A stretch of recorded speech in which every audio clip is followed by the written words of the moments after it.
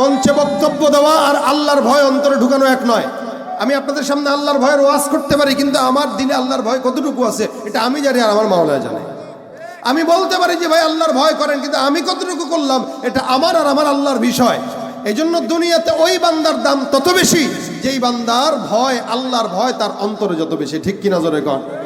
এই জন্য এই দুনিয়াতে চলতে গেলে নেতা আমার বিরুদ্ধে যেতে পারে, দল আমার বিরুদ্ধে যেতে পারে, মা বাবা আমার বিরুদ্ধে যেতে পারে, প্রশাসন আমার বিরুদ্ধে যেতে পারে, কিন্তু ততক্ষণ আমি আমার মাওলার ভয় হৃদয়ের ভিতরে ঢুকাবো। যতক্ষণ আমার নেতা আমার আল্লাহকে ভয় করবে ততক্ষণ আমি আমার নেতাকে মানবো, যতক্ষণ নেতা আমার আল্লাহকে মানবে ততক্ষণ মা বাবাকে মানবো, যতক্ষণ মা বাবা আমার আল্লাহকে মানবে ততক্ষণ পীরকে মানবো, যতক্ষণ পীর আমার মাওলাকে মানবে। যদি পীর আমার আল্লাহকে না মানে, নেতা আমার আল্লাহকে মানে, মা বাবা আমার আল্লাহকে না মানে, ওই মা বাবা, ওই পীর, ওই নেতাকে মানার কোনো প্রশ্ন আসে না। ঠিক কিনা জোরে কও? আল্লাহ পাক রব্বুল আলামিন বলেন, এই দুনিয়াতে সব মানুষের ভিতরে যতগুলা বান্দা আছে এদের ভিতরে সবচেয়ে দামি কারা আর কেন দামি? আল্লাহ বলেন, ইন্না আকরামাকুম ইনদাল্লাহি আতকাকুম। তোমাদের ভিতরে সবচাইতে সম্মানিত ব্যক্তি তারা যার ভিতরে যত বেশি আল্লাহর ভয় থাকে।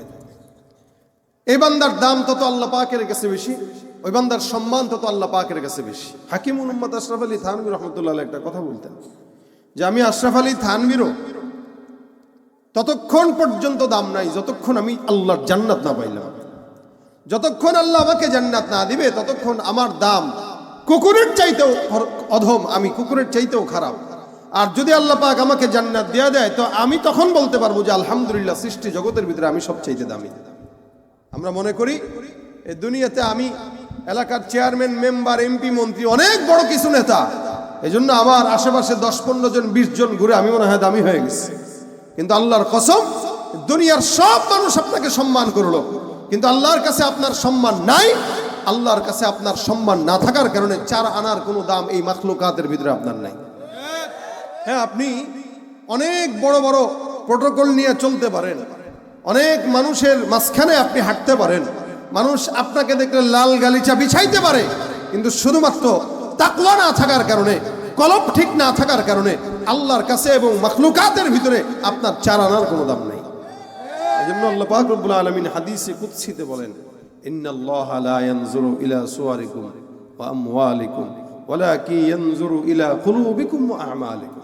আল্লাহ পাক বান্দার চেহারা দেখে না, আল্লাহ পাক বান্দার শরীর দেখে না, আল্লাহ পাক বান্দার ক্ষমতা দেখে না, আল্লাহ বান্দার সৌন্দর্য দেখে না, সাদা চামড়া দেখে না।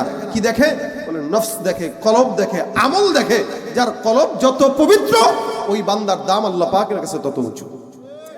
যদি মানুষ চেহারার কারণে জান্নাত পাইতো আর চেহারার কারণে জাহান্নামে যাওয়া লাগতো তো বেলালের মতো লোক জিন্দেগিতে জান্নাত পেত না।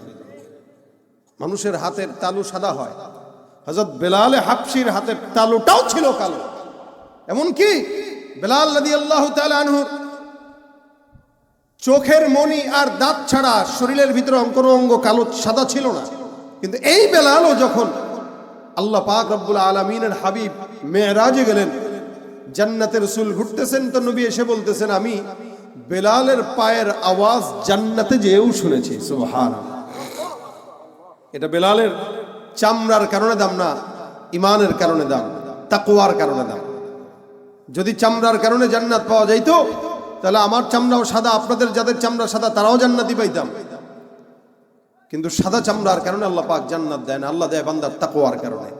এই জন্যই আল্লাহ পাক ইমানদারদেরকে নতুন করে মুত্তাকি হওয়ার আদেশ কখনো কখনো করেছেন, ইয়া আইয়ুহাল্লাযীনা আমানু ইত্তাকুল্লাহ। হে মুমিন, তোমরা মুত্তাকি হও। মুমিন আর মুত্তাকি এক জিনিস না। আমাদের দেশের মানুষ, সাধারণ একজন কর্মী তার নেতাকে যতটুকু ভয় পায়, একটা বান্দা তার আল্লাহকে যদি ততটুকু ভয় পাইতো তো সে মুত্তাকি হয়ে যেত। একটা সন্তান তার মা বাবাকে যতটুকু ভয় পায়, একটা বান্দা যদি তার মালিককে ততটুকু ভয় পাইতো তাহলে সেও মুত্তাকি হয়ে যেত। একটা পীরকে তার মুরিদ যতটুকু ভয় পায় ততটুকু ভয় যদি আমরা সবাই আল্লাহকে পাইতাম তাহলে আমরাও মুত্তাকি হয়ে যেতাম। কিন্তু আমরা নেতাকে ভয় পাই, আমরা পীরকে ভয় পাই, আমরা প্রশাসনকে ভয় পাই, আমরা মা বাবাকে ভয় পাই, কিন্তু জায়গা মতো আমরা আমাদের মালিককে ভয় পাই না। এজন্য প্রত্যেকটা বান্দার দাম তখন যখন বান্দা কাকে ভয় করবে। জোরে বলেন, কাকে ভয় করবে? মঞ্চে বক্তব্য দেওয়া আর আল্লাহর ভয় অন্তরে ঢুকানো এক নয়। আমি আপনাদের সামনে আল্লাহর ভয়ের ওয়াজ করতে পারি, কিন্তু আমার দিলে আল্লাহর ভয় কতটুকু আছে এটা আমি জানি আর আমার মাওলা জানে। আমি বলতে পারি যে ভাই আল্লাহর ভয় করেন, কিন্তু আমি কতটুকু করলাম এটা আমার আর আমার আল্লাহর বিষয়। এই জন্য দুনিয়াতে ওই বান্দার দাম তত বেশি যেই বান্দার ভয়, আল্লাহর ভয় তার অন্তরে যত বেশি। ঠিক কিনা জোরে কন? এই জন্য এই দুনিয়াতে চলতে গেলে নেতা আমার বিরুদ্ধে যেতে পারে, দল আমার বিরুদ্ধে যেতে পারে, মা বাবা আমার বিরুদ্ধে যেতে পারে, প্রশাসন আমার বিরুদ্ধে যেতে পারে, কিন্তু ততক্ষণ আমি আমার মাওলার ভয় রিলের ভিতরে ঢুকাবো। যতক্ষণ আমার নেতা আমার আল্লাহকে ভয় করবে ততক্ষণ আমি আমার নেতাকে মানবো, যতক্ষণ নেতা আমার আল্লাহকে মানবে ততক্ষণ মা বাবাকে মানবো, যতক্ষণ মা বাবা আমার আল্লাহকে মানবে ততক্ষণ পীরকে মানবো, যতক্ষণ পীর আমার মাওলাকে মানবে। যদি পীর আমার আল্লাহকে না মানে, নেতা আমার আল্লাহকে মানে, মা বাবা আমার আল্লাহকে না মানে, ওই মা বাবা, ওই পীর, ওই নেতাকে মানার কোনো প্রশ্ন আসে না। ঠিক কিনা জোরে কও?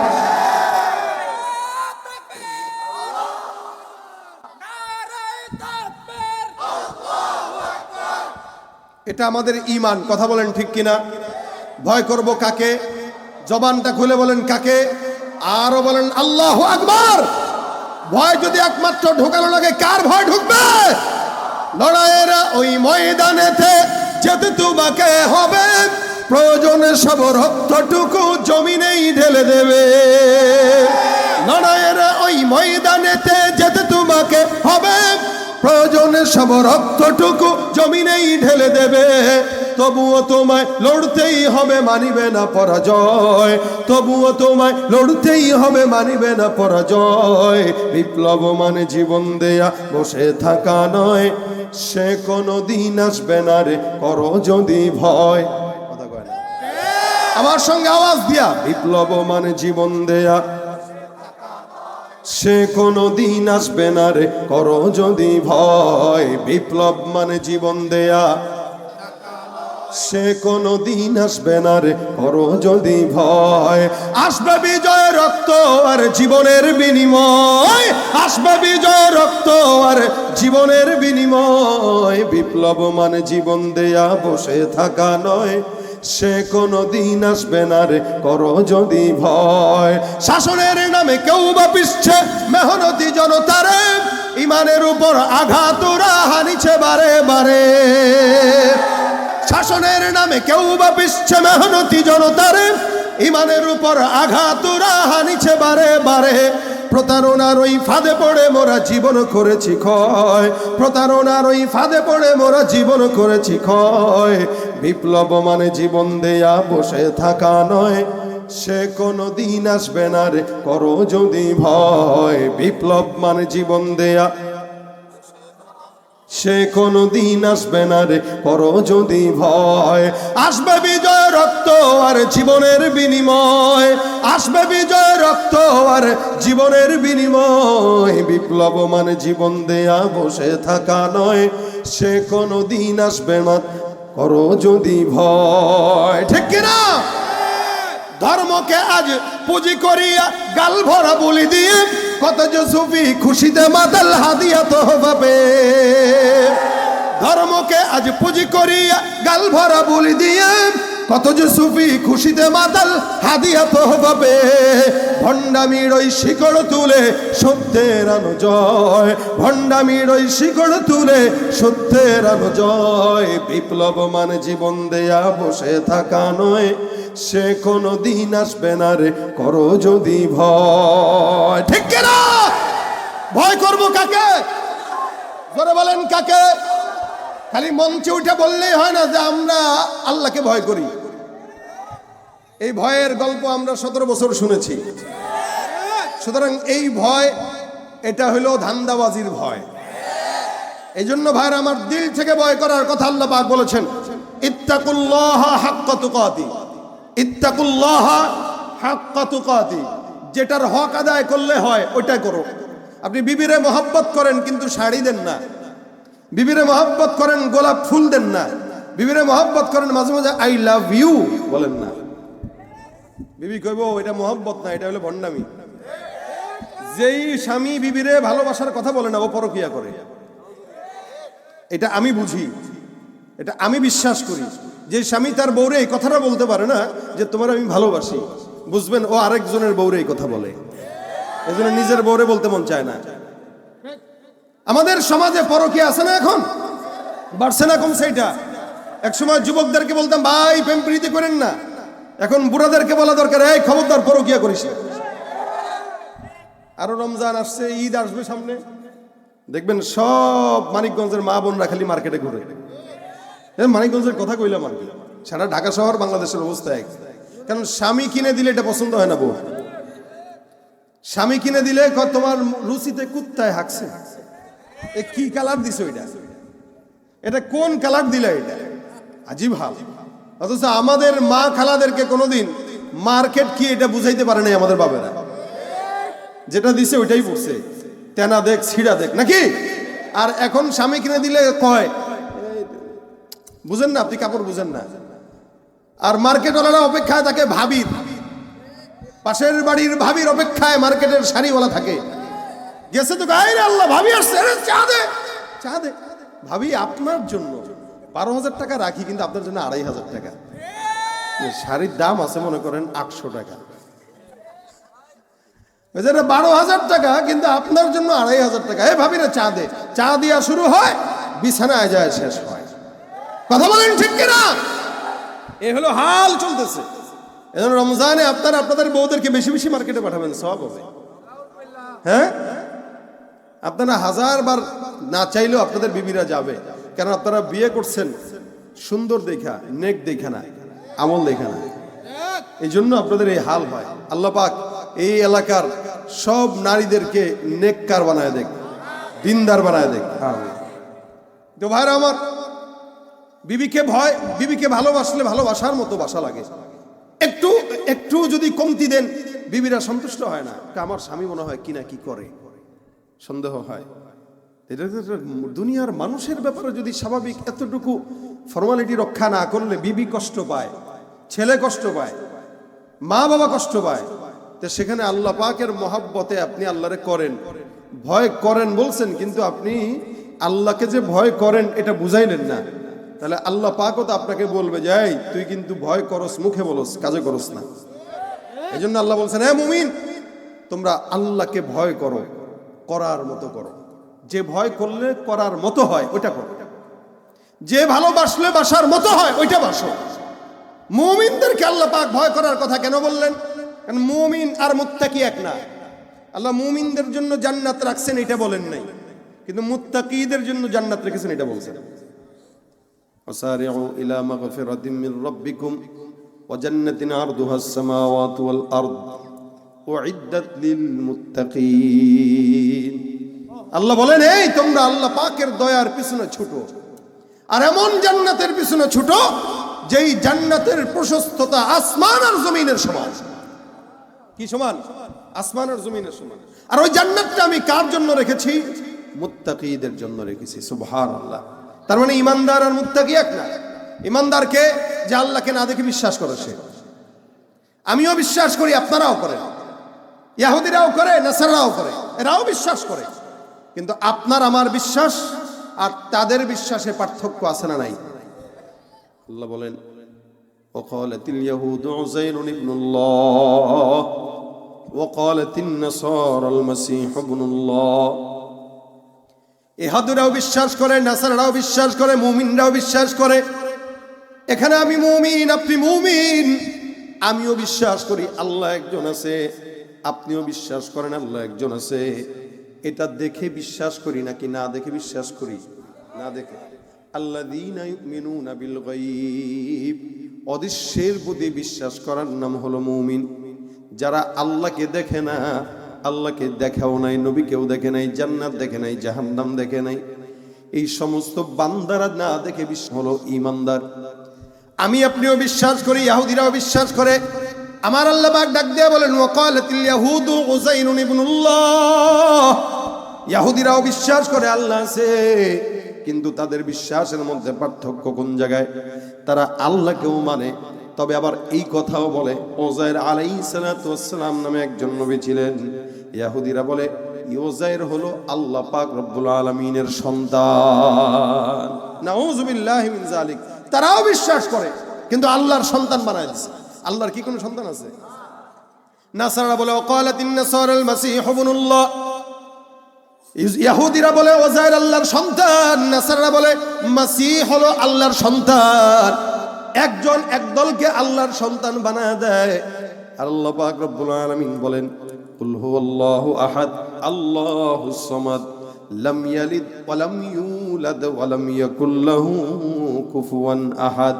আমার আল্লাহ পাক ডাক দিয়া কয়, হে ইমানদার বান্দা, মনে রাখবা আমি আল্লাহ এমন একজন একক আল্লাহ, যে আল্লাহ কারো থেকে জন্ম নেই নাই, কাউকে জন্ম দেইও নাই। সুবহানাল্লাহ।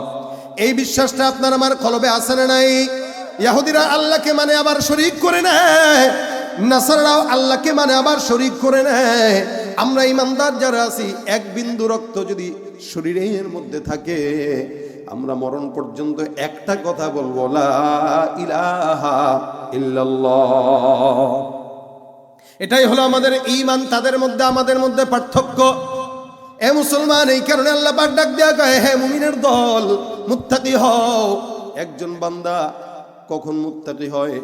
তিনটা গুণ যখন বান্দার মধ্যে থাকে, ওই বান্দাটা মুত্তাকি হয়ে যায়, এই বান্দাটা ইমানদার হয়ে যায়। এক নাম্বার ইমানদারদের গুণ থাকবে তাসদীক বিল জিনান। ইমানদার তার অন্তর দিয়া বিশ্বাস করবে আল্লাহ একজন আছে, এই বিশ্বাসের নাম হলো ঈমান। অন্তর দিয়া বিশ্বাস করবে। আর দুই নাম্বার জবান দিয়া স্বীকার করবে ইকরার বিল লিসান, জবান দিয়া স্বীকারোক্তি করে পড়বে লা ইলাহা ইল্লাল্লাহ। এই স্বীকারোক্তি যদি না দেয়, কোনো বান্দাকে মুমিন বলা যায় না। যার কারণে আমরাও তো জন্মের পরে কানের ভিতরে স্বীকারোক্তির আওয়াজ শুনেছি এবং জবান দিয়াও পড়েছি যখন কথা শিখেছি। প্রত্যেকটা ইমানদার বান্দা স্বীকারোক্তি দিবে লা ইলাহা ইল্লাল্লাহ।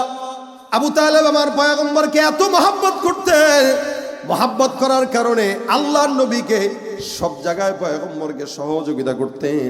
আমার নবী যখন সাকরাতুল মাউতে আবু তালেব যায়, তখন আল্লাহর নবী আবু তালেবের কানে কানে ডাক দেয়া কয়, চাচা একটা বারের জন্য জবানটা খুলে পড়েন লা ইলাহা ইল্লাল্লাহ।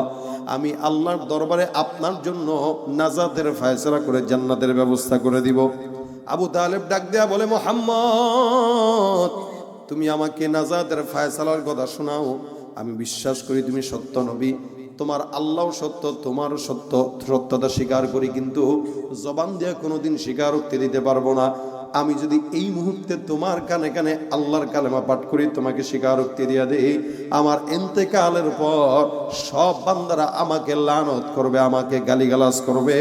আমি এই মরণের আগে স্বীকারোক্তি দেওয়ার কারণে আমি সারা জিন্দেগি আমার বংশের কাছে খারাপ হতে চাই না। আবু তালেব এতটুকু স্বীকারোক্তি করে নাই, যার কারণে সারা জিন্দেগি জাহান্নাম। অথচ আবু রাসূলকে কতটা সহযোগিতা করছেন এটা আপনারা জানেন। আবু তালেব বলতে স্পষ্ট, আমি বেঁচে থাকা অবস্থায় একটা ফুলের টোকাও ভাতিজা মুহাম্মদের গায়ে আমি লাগতে দিব না।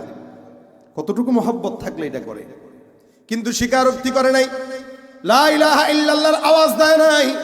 এই আওয়াজটাই তো সবচেয়ে বড় আওয়াজ। এই কারণে আমার নবী বলেন, ইয়া আইয়ুহান নাস কুলু লা ইলাহা ইল্লাল্লাহ তুফলিহু।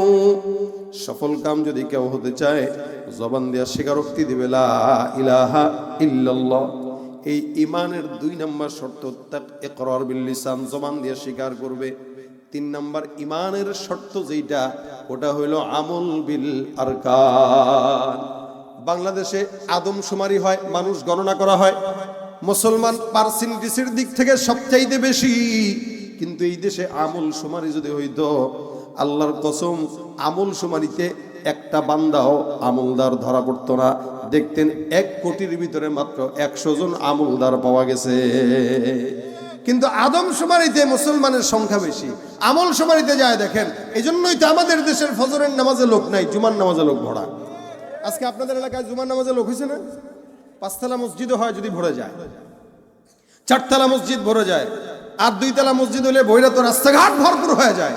ফজরের নামাজের দিকে তাকাইলে মনে হয় দেশের সব নাস্তিক, আর জুমার নামাজের দিকে তাকাইলে মনে হয় দেশের সব ইমানদার আর নেককার। তার মানে আমাদের দেশের মানুষরা মনে করে ইমানদার হওয়ার জন্য জুমার নামাজটাই শর্ত। কথা বুঝেন নাই? মানে জুমা পড়ছি মানে আমি মুসলমান ইমানদার। এই জন্য চোরও জুমার নামাজ পড়ে, যেন রাত্রেবেলা আপনার এলাকায় চুরি করে ডাকাতি করে এগুলোও জুমার নামাজ আদায় করে। আরে ভাই, আমরা নামাজের গল্প অনেক শুনছি, 70 রাকাত তাহাজ্জুদের গল্প আমাদের কানে আসছে, তাই বলে কি ইমানদার? মাইকের সামনে বলছে ইসলাম আমরাও বুঝি, খালি হুজুররাই বুঝে না, প্রতিদিন 70-80 রাকাত তাহাজ্জুদ পড়ি,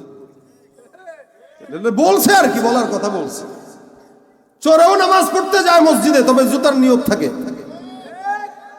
কি বলেন ঠিক না? দাবি করলে ইমানদার হওয়া যায় না। অনেক মানুষ ইমানদার দাবি করে, রমজান আসলে দেখবেন আপনার পাশের গ্রামেই, আপনার বাজারেই অনেক দোকান থাকবে, যেই দোকানে পর্দার সাথে সুন্দর করে ভিতরে সিগারেট আর রুটি কলা খাওয়া হয়। এগুলা ইমানদার নামে ঈমান। তুমি রমজান এলে রাখো না রোজা, দিনকে করো আঘাত, পয়সা কড়ির নেই তো অভাব, দাও না তো যাকাত। তুমি রমজান এলে রাখো না রোজা, দিনকে করো আঘাত, পয়সা কড়ির নেই তো অভাব, দাও না তো যাকাত। তুমি ইমানদারির বড়াই করো, নেই তোমার ইমান, তুমি ইমানদারির বড়াই করো, নেই তোমার ইমান। তুমি কেমন মুসলমান, কেমন মুসলমান, তুমি কেমন মুসলমান? নামাজের সাথে নাই পরিচয়, মানো না কোরআন, নামাজের সাথে নাই পরিচয়, মানো না কোরআন। তুমি কেমন মুসলমান? পিছনে ঘুমায়, কথা কয় না, ঘুমান। এই সিজনে মাহফিল এটাই শেষ, আর পাইবেন না। তো গাওয়ার জন্য যদি মন চাই একটু গলা ছেড়ে গান, কেমন মুসলমান তুমি, তুমি নবীর উম্মত দাবি করো, সুন্নাহ মানো না, নবীর অপমানে তোমার হৃদয় কাঁদে না। তুমি নবীর উম্মত দাবি করো, সুন্নাহ মানো না, নবীর অপমানে তোমার হৃদয় কাঁদে না। তুমি বিজাতীয় সংস্কৃতিতে সপেছো কোরআন, তুমি বিজাতীয় সংস্কৃতিতে সপেছো কোরআন। তুমি তুমি কেমন মুসলমান, তুমি কেমন মুসলমান? তুমি সুদের টাকায় প্রাসাদ গড়ো, ঘুষ ছাড়ো না, দিন দুঃখী না খেয়ে মরে, খবর রাখো না। তুমি সুদও খায়, ঘুষও খায়, আবার মুমিন দাবি করে। আমরা তো ওই সংবাদ একটা দেখেছি, আপনারা দেখছেন কিনা জানি না, এক লোক ঘুষ খাইতেছে, আরেকজন পাশ থেকে বলতেছে ভাই গনে নেন, সুন্নাত। ঘুষের টাকা গনে নেওয়া, কারা কারা সুন্নত মোতাবেক ঘুষ খান? হাতটা তুলে দেখান। লেখা রাখে এই বাড়ি অমুক ব্যাংক কর্তৃক দায়বদ্ধ, তার মানে এটা সুদের বাড়ি নিশ্চিত। তা আপনি দায়বদ্ধ না লেখে আপনি লিখে রাখবেন ইহা একটি সুদের বিল্ডিং, মন চাইলে ভাড়া নেন, নইলে ভাগেন। কি ঠিক না? না না, সুদ খায় না তো, এখন সুদের নাম পাল্টায় দিয়া মুনাফা খায়। কি মনে করে মুনাফা আরবি নাম মনে হয় যায়, এজন্য আরবি নাম দিয়া খায়। ঘুষের টাকা খায়, নাম দিছে হাদিয়া, আর বউরে পিটায়া হুন্ডা নিয়ে নাম দেয় গিফট। কথা কয় না, আছে না নাই? সুদের টাকায় প্রাসাদ গড়ো, ঘুষ ছাড়ো না, দিন দুঃখী না খেয়ে মরে, খবর রাখো না। তুমি ঘুষ খেয়ে অবিচার করো, সাজিয়া প্রধান, তুমি ঘুষ খেয়ে অবিচার করো, সাজিয়া প্রধান। তুমি কেমন মুসলমান? না খৌফে খুদা দিল মে হে না গैरत ईमान, कैसे मुसलमान है तुम, कैसे मुसलमान? ঠিক কি না? মুসলমানের যদি আত্মমর্যাদাবোধ থাকতো তাহলে মুসলমান নাম দিয়া অকাম করতে পারত না। আত্মমর্যাদাবোধ নাই বলেই চুরি চামারি সন্ত্রাসী দুর্নীতি যা আছে করে। রাসূল বলেন যার লজ্জা নাই ও তো কুকুরের চাইতেও খারাপ। কেন? ইদা লাম তাস্তাহি ফাসনা মা শিতা, বাস কর, মন চাইলে কর, যা। এজন্য আল্লাহ পাক কখনো কখনো মানুষকে দামি বানাইলেও কখনো বলেছেন এদের দাম কুকুরের চাইতেও খারাপ, এদের হাল কুকুরের চাইতেও। লাহুম কুলুবুল লা ইয়াফকাহুনা বিহা ওয়া লাহুম আ'য়ুনুন লা ইবসিরুনা বিহা ওয়া লাহুম আযানুন লা ইয়াসমাউনা বিহা উলাইকা কাল আনআম বাল হুম আদাল উলাইকা হুমুল গাফিলুন। কিছু মানুষ আছে যাদের কলব আছে কিন্তু বুঝে না। আল্লাহ পাক ডাক দিয়া বলে এমন এমন ইনসান যারা কলব থাকার পরেও বুঝে না। চক্ষু থাকার পরও তারা দেখে না, কান থাকার পরও শুনে না। তার মানে আসলে কি ধ্যানদা না, কানা না, কলব আছে কিন্তু বুঝে না। কি বুঝে না? রাজনীতি ঠিকই বুঝে, রাজনীতির নোংরামি বুঝে, কিন্তু স্বচ্ছতা বুঝে না। আরে রাজনীতি করা লাগে স্বচ্ছতা দিয়া করেন, নোংরামি দিয়া মানুষ মাইরা বোম ফুটায় রাজনীতি যারা করে এগুলো সব হলো হায়াওয়ানের চাইতেও খারাপ। এ কথা আল্লাহ বলেছেন। এদের কলব আছে কিন্তু ভালোটা বুঝে না, ইঞ্জিনিয়ারিং বুঝে, ডাক্তারি বুঝে, বাজার সদাই বুঝে, ব্যবসা বুঝে, কিন্তু কোরআন বুঝে না। লাহুম কুলুবুল লা ইয়াফকাহুনা বিহা, অন্তর দিয়া কোরআন বুঝে না, অন্তর দিয়া রাসূলের সুন্নাত বুঝে না। ওয়ালাহুম আ'য়ুনুল লা ইউবসিরুনা বিহা, চক্ষু আছে লেকিন দেখে না। কি দেখে না? আল্লাহর কোরআন দেখে না। কিন্তু 80 বছরের বুড়া খাটাস পর্যন্ত স্কুলের গেটের সামনে চায়ের দোকানে বসে বসে ছোট ছোট ছেলেগুলোর দিকে নজর দেয়। ফিতনার জামানা তো হারে আমগো জমানায় ছিল না, তো বুড়া বয়সে পাইছি, তাই একটু দেখি। যদি বুড়া বয়সে জোয়ান বয়সে পাইতাম তাহলে কি আর এক বুড়ি নিয়ে এতদিন কাটাই? দেখে ঠিকই, হারামটা দেখে, ভালোটা দেখে না। দেখে ঠিকই হারামের দিকে নজর দেয়, দেখে ঠিকই সুদের দিকে নজর দেয়, ঘুষের দিকে নজর দেয়, আল্লাহর কোরআনের দিকে নজর দেয় না। এই জন্য আল্লাহ পাক বলেন লাহুম আ'য়ুনুল লা ইউবসিরুনা বিহা, চক্ষু আছে দেখে না। ওয়ালাহুম আযানুল লা ইয়াসমাউনা বিহা, কান আছে শুনে না। তার মানে কি শুনে না? ঠিকই আপনাদের মানিকগঞ্জের আপার গান শুনে, কিন্তু সাইদ আহমদের গজল শুনে না।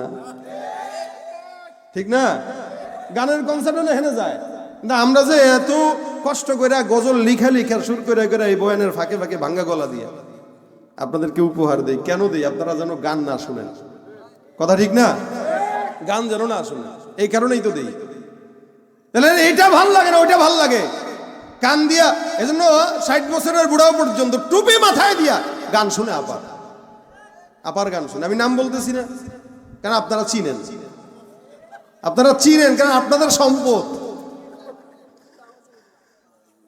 আরে ভাই, সুর এটা সৃষ্টিগতভাবে মানুষ এটার পাগল, কি ঠিক না?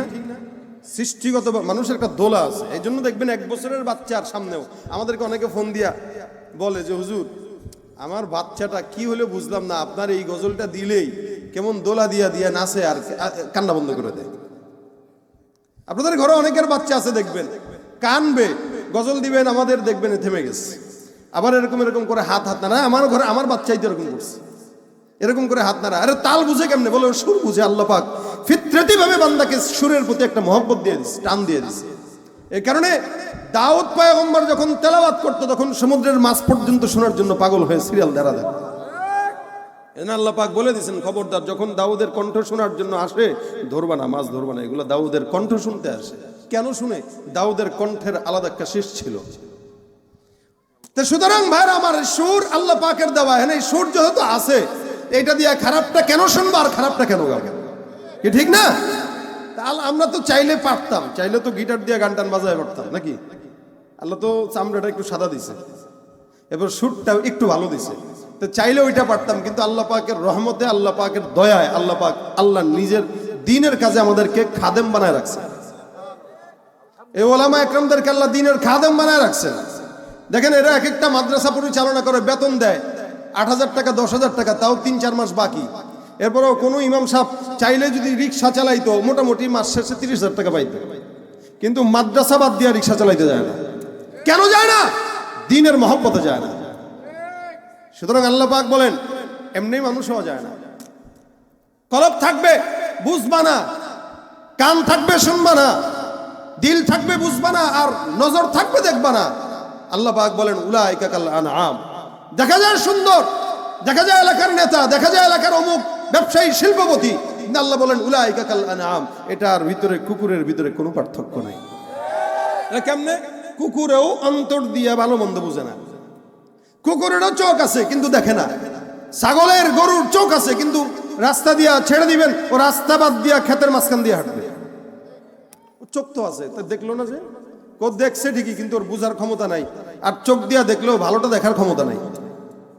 আবার কি, ওর কান আছে, কিন্তু ওরা যদি বলেন এই কানটা ধরে বলেন খবরদার পাশের বাড়ির ভাবির অথবা পাশের বাড়ির ভাইয়ের ক্ষেতের ভিতরে খবরদার মুখ দিবি না, ও কি শুনবে আপনার কথা? লাহুম আ'য়ুনুন লা ইবসিরুনা বিহা আযানুন লা ইয়াসমাউনা বিহা। আল্লাহ বলেন কুকুরের মতো। কেমনে? ওই লোকটা, যে লোকটা তার অন্তর দিয়ে কোরআন বুঝে না, কোরআন দেখে না, কোরআন পড়ে না, কোরআন শুনে না, ও আর এই কুকুর একই সমান, কোনো পার্থক্য নাই।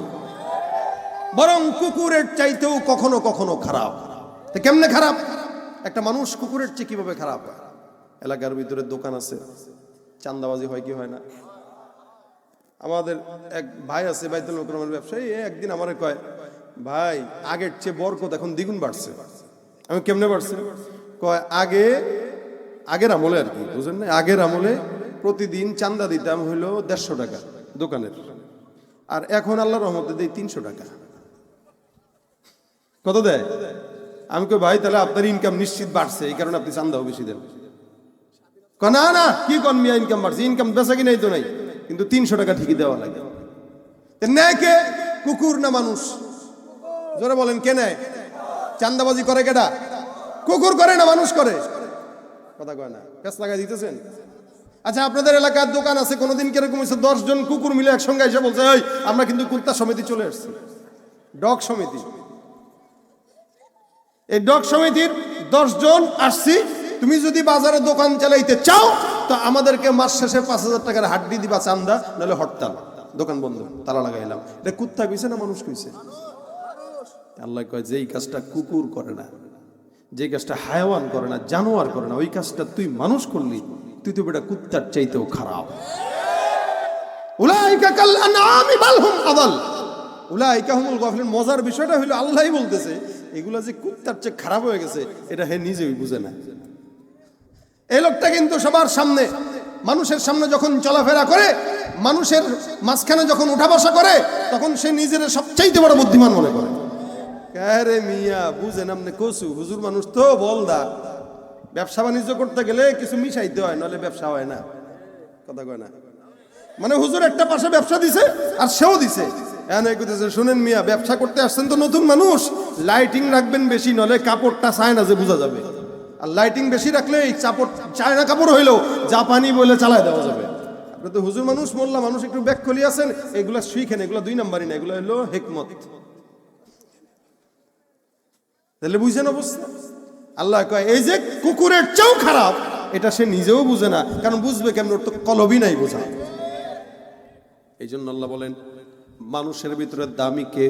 যেই ব্যক্তিটা ইন্না আকরামাকুম ইনদাল্লাহ, সবগুলা মানুষের ভিতরে যার অন্তরে যত বেশি আল্লাহর ভয় থাকে, এই তত বেশি সে আল্লাহ পাক রব্বুল আলামিনের কাছে দামি হয়। আল্লাহ পাক রব্বুল আলামিন বলেন, হে মুমিনের দল, তোমরা মুত্তাকি হয়ে যাও। ইমানদারদের 3টা গুণ থাকবে। 1 নাম্বার অন্তর দিয়া বিশ্বাস করবে, 2 নাম্বার জবান দিয়ে স্বীকার করবে, 3 নাম্বার আল্লাহ পাক যত হুকুম হাকাম দিয়েছেন সব কিছু পুঙ্খানুপুঙ্খানু মানবে। এই 3টা গুণ হয়ে গেছে, এখন আপনি ইমানদার হইছেন, মুত্তাকি হন নাই। বুঝছেন কথা? 3টা গুণ আপনার ভিতরে আছে, আপনি ইমানদার হইছেন, মুত্তাকি হন নাই। মানে আমলও করেন, কিন্তু আমল করেন হইল, নামাজ পড়েন ঠিকই, ভোট পাওয়ার জন্য পড়েন। আছে কিনা? সারা বছর নামাজের খবর নাই, নির্বাচন আসছে, এবার মসজিদে যায় হুজুরের কাছে, হুজুর দোয়া করেন, আপনার দোয়ার বরকতের জন্য আসছে। আসলে দোয়ার বরকতে আসে নাই, নির্বাচনে ভোট পাওয়ার জন্য আসছে।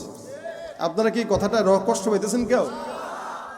কারণ আমাদের স্বাধীনতা সবারই বলার আছে, ঠিক না? আমার স্বাধীনতা আমার বলার আছে না? তা আমিও আমার নিজের স্বাধীনতার কথা বলতে পারবো। এদেশে আমরা 53 বছর দেখেছি, কোনো শান্তি আমরা পাই নাই, আমরা কেউ শান্তি পাই নাই, আমরা কথা বলার স্বাধীনতাও পাই নাই, এখনো পর্যন্ত কথা বলার স্বাধীনতা নাই। আমরা দেখছি এটা, ততক্ষণ পর্যন্ত স্বাধীনতা পাবো না যতক্ষণ এদেশে কোরআন সুন্নাহর আইন না পাস হবে। আমি আমার স্বাধীনতার কথা বলি, বাংলাদেশে যদি স্বাধীনতা পেতে চান, এদেশকে যদি আপনারা ইসলামের চূড়ান্ত পর্যায়ে নিতে চান এবং এদেশে চোর বাটপার দুর্নীতিবাজদের দখলদার থেকে আমার দেশকে মুক্ত করতে চান, আগামীর বাংলাদেশকে কোরআন সুন্নাহর বাইরে যদি চালান, কোশ্চিন কালেও স্বাধীনতা আপনারা পাবেন না, শান্তিও আশা করা যায় না, ঠিক কিনা? যারা আসবে যারা যাবে তারা সবাই একই। আমরা কোনোদিন এদেরকে ক্ষমতায় বসাইলেও উঠাইলেও আমরা শান্তি আশা করতে পারি না, কারণ যেই দেশে আল্লাহর কোরআন রাসূলের আইন ছাড়া অন্য কোনো আইন বাস্তবায়ন হয়, ওই দেশে কোনোদিন শান্তি আশা করা যায় না। যাদের হাতে যায় ক্ষমতা, দেশ যেন বাপের ভিটা, রাখতে চেয়ার শুরু করে বিদেশিদের পাচাটা। যাদের হাতে যায় ক্ষমতা, দেশ যেন বাপের ভিটা, রাখতে চেয়ার শুরু করে বিদেশিদের পাচাটা। বিদেশিদের কথা মতো চালায় ওরা নিজের দেশ, দেখতে দেখতে গোল্লায় গেল আমার সোনার বাংলাদেশ। একটু রাগ করছেন কে কে? হাতটা তুলেন। যে আমি তো অমুক দলের, আমি তো তমুক দলের। ভাই দলের হন, ইসলামের উপরে কোনো দল হতে পারে না। সবচেয়ে বড় দল হলো ইসলামী দল। কথা ঠিক কিনা? আমরা ইসলামের জন্য খাটবো, ইসলামের জন্য রক্ত দেব। এই 2024-এ নতুন বাংলাদেশ গঠন করার জন্য যেভাবে বাংলার দামাল ছেলেরা জীবন দিয়েছে, আগামীর বাংলাদেশ ইসলামের করার জন্য আবারও জীবন দেওয়া লাগলে 1 কোটি রক্ত দেওয়ার জন্য তুই আর কারা কারা থাকবো? তো হাত তুলে দেখায় দাও।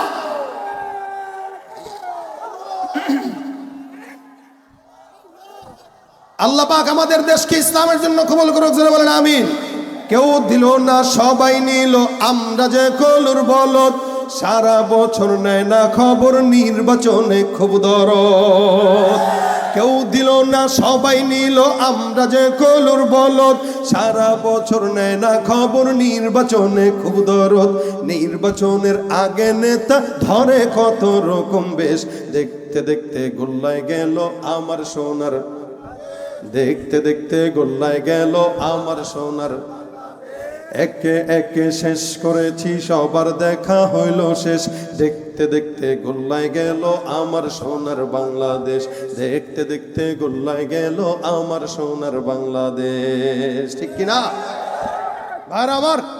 এই জন্য আল্লাহ পাক রব্বুল আলামিন বলেন, বান্দা প্রত্যেকটা ইমানদার তোমরা 3 গুণের কারণে যদিও ইমানদার হয়েছে কিন্তু মুত্তাকি হও নাই। এখন মুত্তাকি হওয়ার জন্য কি করা?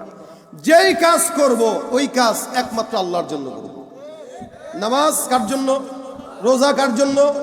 এই তাকওয়ার অন্যতম গুণ হইল যে ইবাদত করবেন, ইবাদতটা আল্লাহ পাকের জন্য করা, অর্থাৎ ছোট থেকে ছোট কোনো কাজ আল্লাহর জন্য। আর এই তাকওয়ার সঙ্গে রমজানের গভীর সম্পর্ক আছে। এই কারণে আল্লাহ পাক আরেক জায়গায় বলেন, কুতিবা আলাইকুমুস সিয়াম কামা কুতিবা আলাল্লাযীনা মিন ক্বাবলিকুম লাআল্লাকুম তাত্তাকুন। তোমাদের উপরেও ফরজ, আবার অন্যদের উপরেও ফরজ করেছিলাম। কেন? যাতে সব মানুষগুলো মুত্তাকি হইতে পারে। দেখেন, রমজানে কোনো ইমানদার বান্দা যদি রোজা রাখে, সে যদি মোটা হয়, যে লোকটা মোটা, অনেক মোটা, এই লোকটা খাইলেও বোঝা যায় না, না খাইলেও বোঝা যায় না। মোটা মানুষ সারাদিন না খাইলেও বোঝা যায় না। না আমি আপনি চেহারা দেখলে বুঝবেন যে হুজুর মনে হয় খাইতেছে না ঠিক মতো। তাহলে এটা হইল চিকন মানুষ আর মোটার ভিতরে পার্থক্য। একটা মোটা লোক রমজানে যেহেতু খাইলেও বোঝা যাচ্ছে না, না খাইলেও বোঝা যাচ্ছে না, এই লোকটা যদি রমজান মাসে সকালবেলা ভরপুর পেটে খাবার টাবার ঢুকে এসে আপনাকে আমি রোজাদার, আপনি কি বুঝবেন? বোঝার উপায় নাই তো।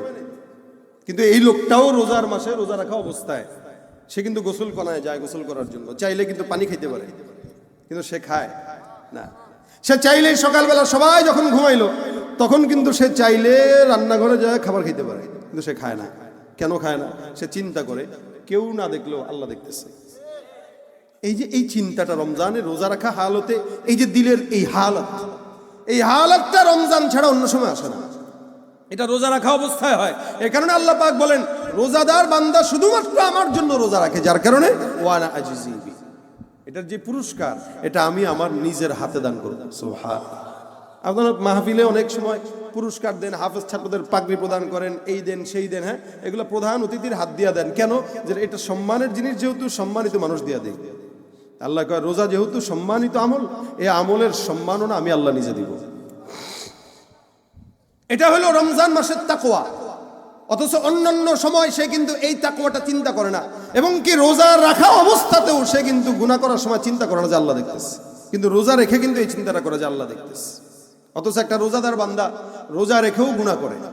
অনেক বান্দা আছে যারা রোজা রাখার পরেও গুনাহ করে, রোজা রেখেও ওজনে কম দেয়। রোজা রেখে দেখেন না, ওই যে গত 2 দিন আগের ভাজা পেঁয়াজ জুড়ে ফ্রিজে রেখে গরম করে দিয়ে কবে টাটকা, রোজা রাখাই তো করতেছে সে, কিন্তু রোজার হালতে যেই তাকওয়াটা সে রাখে, ওই তাকওয়াটা যদি প্রতিনিয়ত রাখতো তাহলে ওই বান্দাটা খাঁটি মুত্তাকি হইতো, যেটা আল্লাহ পাক বলেছেন হাক্কা তুকাতি। এই কারণে রমজানটা আমাদের একদম হাতের সামনে, আর রাতটা পার হইলে সামনে তারাবি পড়া লাগবে। কালকে আজকে এশার নামাজটা পড়ে নিছেন, কালকে আর শুধু এশার নামাজ পড়তে পারবেন না, কালকে তারাবি সহ করা লাগবে। এই জন্য রমজানে আমাদের মুত্তাকি হবার সর্ব উত্তম সময়, এই উত্তম সময়টা পেয়েও যদি আমরা হারায় ফেলি তাহলে আপনার মতো আমার মতো নালায়েক নাখানদার কেউ হবে না। এই জন্য রাসূল বলেন, যে ব্যক্তি রোজা পেল, এটা গুনাহ মাফ করাইতে পারলো না, কদরদানি করতে পারলো না, ওই ব্যক্তির উপর আল্লাহ পাকের গজব, লানত। জিবরিল আমিন বদদুয়া করেছেন, নবী আমিন বলেছেন।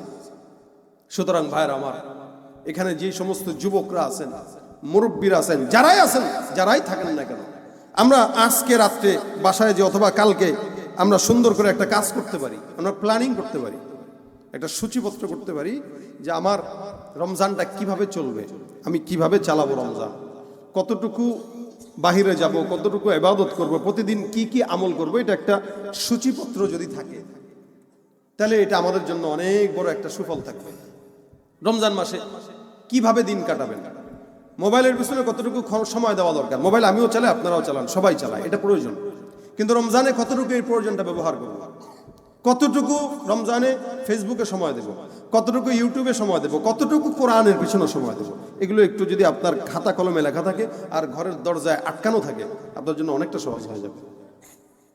অনেক সময় খালি মুখে মুখে আমরা বলি, কিন্তু যখন আরেকজন আমাকে মনে করে দেয়, মুজাকারা হয়, তখন আমলের প্রতি জজবা বাড়ে। এই জন্য মুজাকারাটার বিকল্প কোনো কিছু নাই।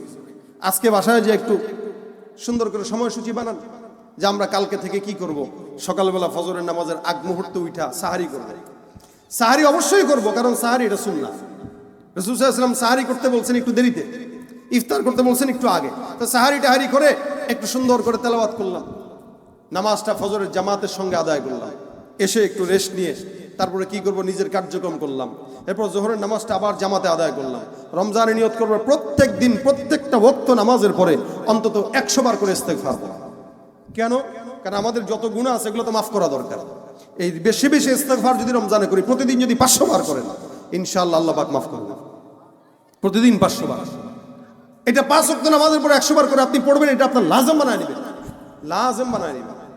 আসরের নামাজ পড়ে জামাতের সঙ্গে আদায় করে বাসায় প্রত্যেকদিন একটু বিবির সঙ্গে ইফতারের কাজে একটু সহযোগিতা করে আগে আগে ইফতার আইটেম জোগাড় করে বাচ্চাদেরকে নিয়ে বসে একটু আল্লাহর কাছে মোনাজাত করেন, ঘরের ফ্যামিলির সাথে, বিবি, বাচ্চা, মা, বাবা, সন্তান সহ একসাথে বসে করেন। রাসূল বলেন, এই সময় বান্দা যেই দোয়া করে আল্লাহ পাক কবুল করে নেবেন। এবং ইফতারের আগ মুহূর্তটা আল্লাহ পাক বান্দার জন্য একটা খুশির সংবাদের সময় দিয়েছে, এই সময় বান্দা খুশি হয়। আমরা তো ইফতারের আইটেম খাইতে খাইতে গোছাইতে গোছাইতে ইফতারের সময় পার হয়ে যায়, এবং আইটেমের অভাব নাই, মোটামুটি 20 পদের আইটেম না হলে ইফতার জমেই না।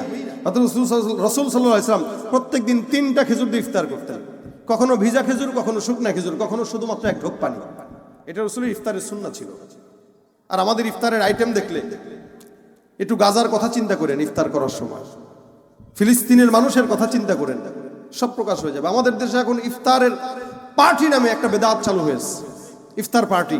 এই ইফতার পার্টির ভিতরে সব বেরোজদার গুলো যায় সিরিয়াল ধরে, কোন রোজাদাররা ওখানে যায় কম, আর নেতারা যায় স্লোগান দিতে দিতে, বক্তব্য দিতে দিতে আজান দিয়ে দেয়। এরপরে হুজুর কয়, এই আজানের ইফতারি সময় হয়ে গেছে, এবার মোনাজাত ধরেন। মোনাজাত ধরে ধরে মোটামুটি আজান শেষ, তখন ধরে ইফতার শুরু করা, সুন্নার খেলাফ কাজ ওখানে চলে। এটার নাম দিয়েছে ইফতার পার্টি। এই জন্য ইফতার পার্টি এটা এক সময় ছিল একটা মোটামুটি মানুষকে খাওয়াবে, এবাদতের একটা নিজাম ছিল। এখন আর এবাদতের নিজাম নেই, এখন এটা হলো লোক দেখানি হয়ে গেছে। সুতরাং এই সমস্ত পার্টি টাটি বাদ দিয়া মোটামুটি ইফতার ঘরে করবেন, আর প্রতিদিন 1-2জনকে ইফতার করাবেন সওয়াবের নিয়তে।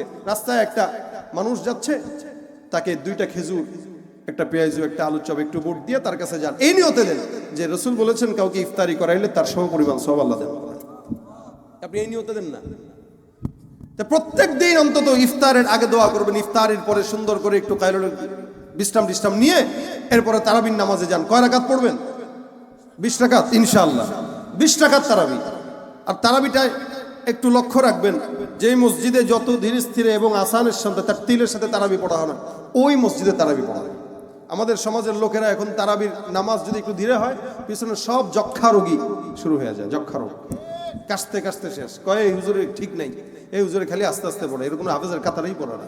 আর যে হাফেজ যত বেশি দ্রুত পড়ে, মনে করে এই হুজুর মনে হয় বাংলাদেশে 1 নম্বর হাফেজ, ওরে সুবহানাল্লাহ আলহামদুলিল্লাহ শুরু করছে আর জল দিন দিয়া শেষ করছে, মাঝখানে কি পড়ছে হুজুরও বুঝে নাই, আমরাও বুঝি নাই।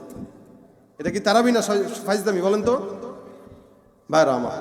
এই জন্য আল্লাহ পাক রব্বুল আলামিনের এই রমজান মাসটাকে আমরা সুন্দর করে প্রত্যেকটা সময় যেন তাকওয়ার সাথে সময় দিয়ে কাটাইতে পারি, আল্লাহ পাক আমাদেরকে সেই তৌফিক দান করুন। জোরে বলেন আমিন। প্রত্যেক মুহূর্তে রমজানে বেশি বেশি কোরআন তেলাওয়াত করা, বেশি বেশি তেলাওয়াত, রমজানে বেশি বেশি তেলাওয়াত করা। আল্লাহ পাক রব্বুল আলামিনের হাবিব রমজানে জিবরিল আমিনকেও শোনাইতেন, রাসূল সাল্লাল্লাহু আলাইহি ওয়াসাল্লাম জিবরিলকে শোনাইতেন। এটা হচ্ছে রাসূল সাল্লাল্লাহু আলাইহি ওয়াসাল্লামের রমজানের তেলাওয়াতের হাল হচ্ছে। এবং রমজানে নবী করিম সাল্লাল্লাহু আলাইহি ওয়াসাল্লাম বাতাসের বেগে দান করতেন, বাতাসের বেগে। আমরা প্রতিদিন চাইলে একটু 100 টাকা 200 টাকা করে রমজানে দান করতে পারি, এটা আমাদের রমজানের আমল হইতে পারে।